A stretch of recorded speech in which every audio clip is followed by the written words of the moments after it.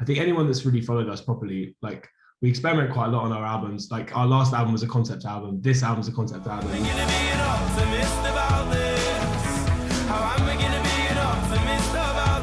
How are you, Dan? Good, thanks, mate. Yeah, I'm good. The sun is finally rising here in London. Finally rising. What time is it? Oh, it's 5 to 8 in the morning. That's half a day's work. Are you not normally an early riser? No, I'm normally awake. I'm normally awake about now, but it's been interesting watching it come up from here. But it's exciting. The day's begun. We're shooting a music video today. How's the future? How has it been? It's been good. We're at the other end of the day, so it's nearly beer o'clock. Yes. But that's right. We'll have this chat and then we'll get the beers out. I'll get the breakfast beers out. You can get the end of day beers out. Yeah, that's not weird at all. Yeah, no, I'm sure it'll all work out well. Good to talk to you, man. Thanks so much for hanging with us. Thanks for having me, man. It's been a little while for you guys, in the music industry, and I mean, of course, the fourth album is coming out. What are you looking forward to with this new album? Well, we're just excited to have the album out. It's been a really different process, obviously. Excuse me, making it in a weird, to say the least, time. And yeah, but it's been an amazing project for us to have. We normally, when we make a record, it's I'll kind of write everything, work on it with the guys, and then produce it with our friend Mark. And it's quite a sort of sort of inward facing process, and there's not that many of us involved. With this album, I think because it was such a isolated time, we were like very keen to make it really collaborative. So we made songs with loads of different people. Like I worked with writers that I've met along the way and producers, and that was kind of a first for us in the Bastille world. Like I do a lot of that as a writer for other people, but it was really kind of nice to bring other people into our world, and loads of musicians. And Riz Ahmed has a track on the album, which is amazing, which I'm well excited for people to hear. Yeah, man, we wanted to make like a big, bonkers, surprising, weird pop album about our relationship with the future and what it is to be like a person in the context of slightly mad realities of life that we're all going through right now. It's chaos. Do you think fans are going to be completely like shocked by this? I mean, I've heard it and I cannot wait for it to drop. But you think your fans are going to be, wow, this is very cool for Bastille, and this is different? I don't know. I mean, I think people that have followed us properly from the beginning are kind of used to us challenging them a bit. I think what's kind of weird with our band is, we've had these really mainstream moments, which we're not expecting. But that just means that sometimes, for casual fans, they'll know like a couple of your songs and maybe have a sense of what they think you are. But I think anyone that's really followed us properly, like we experiment quite a lot on our albums. Like our last album was a concept album. This album's a concept album. We've done 4 mixtapes with all these sort of collaborations with like Haim and Lizzo and Rag and Bone Man, all these different artists that we've worked with, and Skunk and Nancy. We've always tried to sort of surprise people. So I think some of our hardcore fans will be like, "Oh no, they're at it again, being weird." But I hope new people can sort of find this album and enjoy it and not be too freaked out. I think I love making pop music. Like it's my favorite thing. I love writing. Yeah. Us and for other people, but I want with our stuff, I want it to be about things you wouldn't expect to hear in a pop song. That's why we made this album with sci-fi. So I think it's about trying to tread that line between 3-minute songs that can take you somewhere and give you a sense of escape and maybe make you want to dance or whatever. But also if you like actually listen to the lyrics, you're like, oh, okay, that's making me feel some things. Fuck.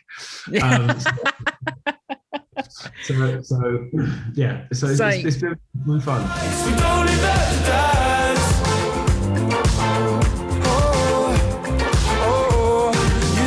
And saying that you know, working with different people, and I think even Ryan Tedder's even jumped on this, hasn't he? He's helped produce the album as well, and he we co-wrote one of the songs. Is that right?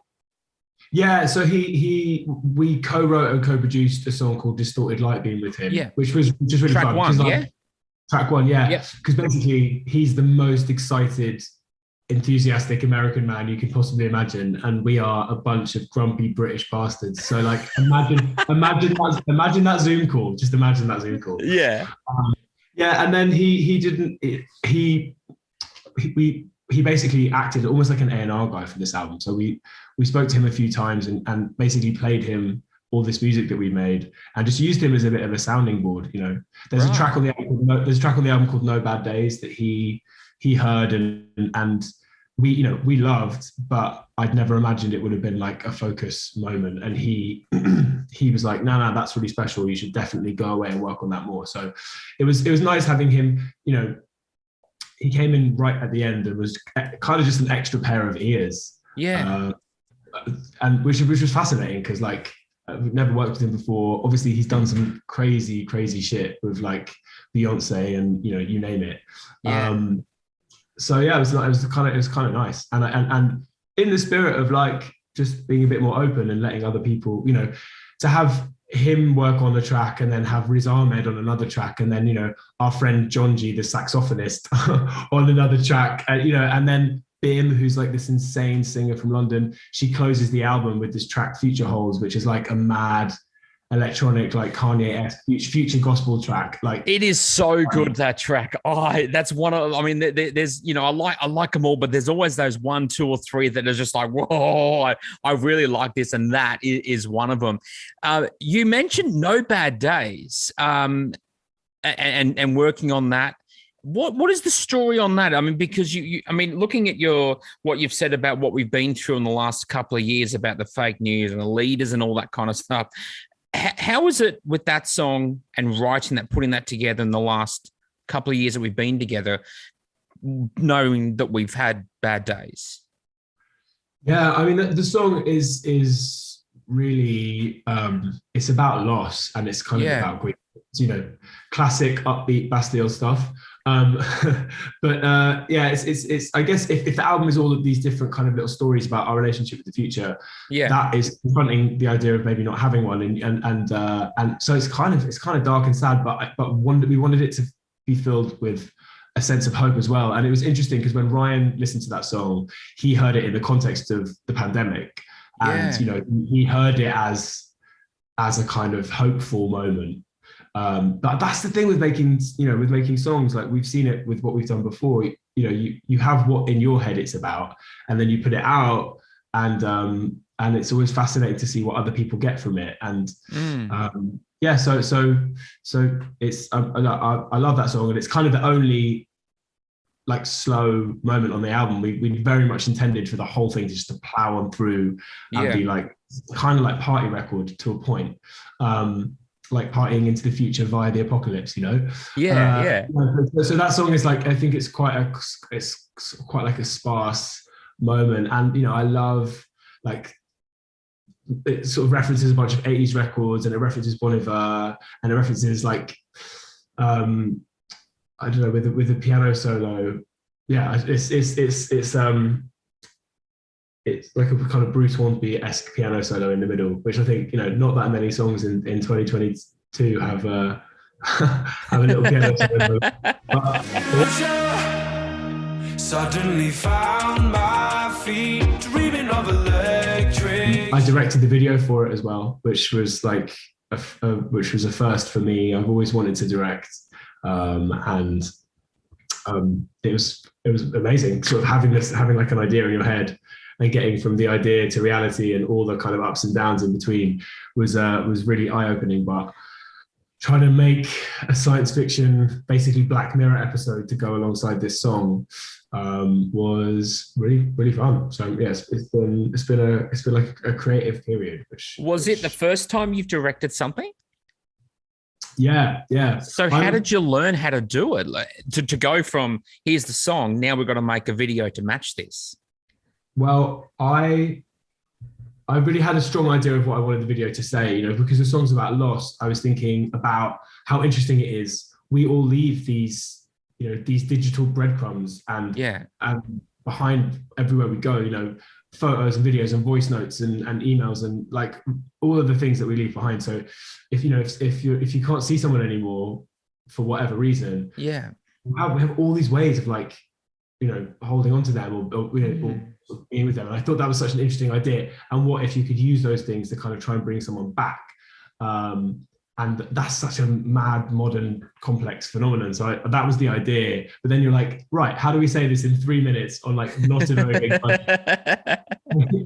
I guess we've always, as a band, we've always made, you know, quite weird, ambitious videos and tried to, you know, create little worlds and tell horror stories or you know, dystopian futures and, you know, weird alien. I don't know. We've tried a lot in our videos, and I love that. But it's meant getting to work with loads of amazing directors and loads of amazing young, like talented people, and I've just learned from them. You know, I've always wanted to do it, and I've always imagined that I would. But you know, generally we've been on tour non-stop since we started, so there just hasn't really been this kind of time to focus on it. And you know, we've obviously not toured in 2 years, so it's freed me up to do some of the things I always wanted to do. So it wasn't easy. Like it's a kind of hard work, and it gave me such a newfound appreciation. I basically went back to loads of my friends who I've made videos with, you know, or friends of mine who are directors, and was like, is it always this stressful, or is it just me? is it just me being annoying? And they're like,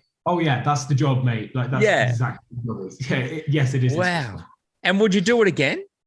Yeah, massively. Yeah, I think now that I've done it, I mean, I like was very lucky to have an amazing producer and you know and a co-director and an incredible team. You know, it takes a village to make a music video, massively. But yeah, I'd love to do it again. I think now I know what to expect. The producer, Vanessa, was like, you've got to trust in the process, man. It'll be fine. It'll be fine. And I was like, what are you talking about? How do I know it's going to be fine?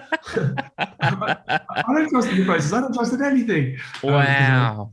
But she was right. You know, it kind of like often just comes together. It was when the VFX came in and the grading and the coloring. Like, by the end, I was like, wow, we actually made a convincing futuristic world here. Unreal. That's so good, man. That's so good. What a great story on this new album. Like I said, I've heard it, and I cannot wait for the world to hear this new album. Give Me the Future. It's going to be out in Feb. Dan, thanks so much for hanging out with us, dude. Cheers, man. Thanks, Mikey. Thanks so much for having me.